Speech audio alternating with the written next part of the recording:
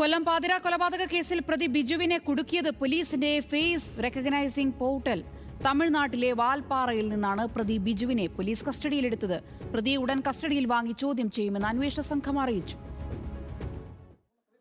കൊല്ലം commissioner ഓഫീസിന് മീറ്ററുകൾ മാത്രം അകലെയായിരുന്നു കടത്തിണയിൽ കിടന്നുറങ്ങിയ മുണ്ടക്കൽ സ്വദേശി രാജേന്ദ്രനെ മെയ് 25-ന് കൊല്ലപ്പെട്ട നിലയിൽ കണ്ടെത്തിയത്.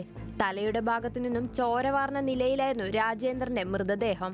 അന്വേഷണത്തിൽ ഒരാളെ തോർത്തുകൊണ്ട് കഴുത്തിൽ വരിഞ്ഞു മുറുക്കി കൊണ്ടുപോകുന്നതിന്റെ നിർണായക CCTV ദൃശ്യങ്ങൾ പോലീസിന് ലഭിച്ചിരുന്നു. എന്നാൽ അവ്യക്തമായ ദൃശ്യമായിരുന്നതിനാൽ പ്രതിയെ തിരിച്ചറിയാൻ സാധിച്ചിരുന്നില്ല.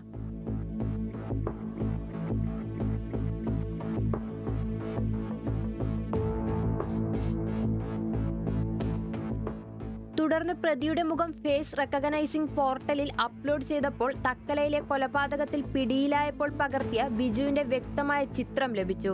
ഈ ചിത്രം ഉപയോഗിച്ചാണ് ബിജുവിനായി തമിഴ്നാട്ടിലടക്കം തെരച്ചിൽ നടത്തിയത്.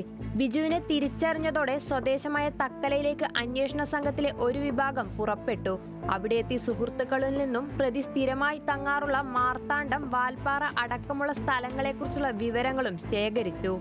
ഒരു പ്രാവശ്യം നമ്മുടെ കയ്യിൽ നിന്ന് ആൾ ബിൽഡിംഗിൽ നിന്ന് ചാടി മിസ്സായതാണോ? ശരിക്കും പറഞ്ഞാൽ നമുക്ക് കാർ സീസ് ചെയ്തു. ഈവൻ ഈ കേസിലെപ്പോഴും മർഡർ കേസിലെപ്പോഴും നമുക്ക് മൊബൈൽ ഫോണൊക്കെ പെട്ടെന്ന് സീസ് ചെയ്യാൻ കിട്ടിയിട്ടുണ്ടായിരുന്നു. So we are working on it. ഇപ്പം നമുക്ക് അതിനായിട്ടുള്ള എത്തിപ്പെടാനുള്ള കുറച്ച് ക്ലൂസും പിന്നെ ഇൻവെസ്റ്റിഗേഷൻ പോകുന്ന ഒരു ഫ്ലോ ഉണ്ട്. സോ എന്തായാലും ഞങ്ങൾ അതിന് ഫുൾ ടൈം അതിനോട് സ്പെഷ്യൽ സ്ക്വാഡ് ഉണ്ട്. ACP is looking after that. Tamil Nadu പോലീസുമായി ചേർന്ന് വാൽപ്പാറ, മാർത്താണ്ഡം, പൊള്ളാച്ചി, കന്യാകുമാരി, കുറ്റാലം എന്നിവിടങ്ങളിലേക്ക് തെരച്ചിൽ വ്യാപിപ്പിച്ചു. ഇതിനിടയിലാണ് ബിജു വാൽപ്പാറയിൽ വെച്ച് തമിഴ്നാട് പോലീസിന്റെ കണ്ണിൽപ്പെട്ടത്.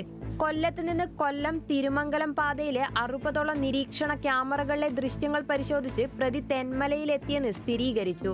അവിടെ നിന്നാണ് പ്രതി തമിഴ്നാട്ടിലേക്ക് കടന്നത്. പ്രതിയെ ഉടൻ കസ്റ്റഡിയിൽ വാങ്ങി മറ്റേതെങ്കിലും കുറ്റകൃത്യങ്ങളിൽ പങ്കുണ്ടോ എന്ന് അറിയാൻ വിശദമായി ചോദ്യം ചെയ്യുമെന്നും പോലീസ് അറിയിച്ചു. ന്യൂസ് മലയാളം, കൊല്ലം.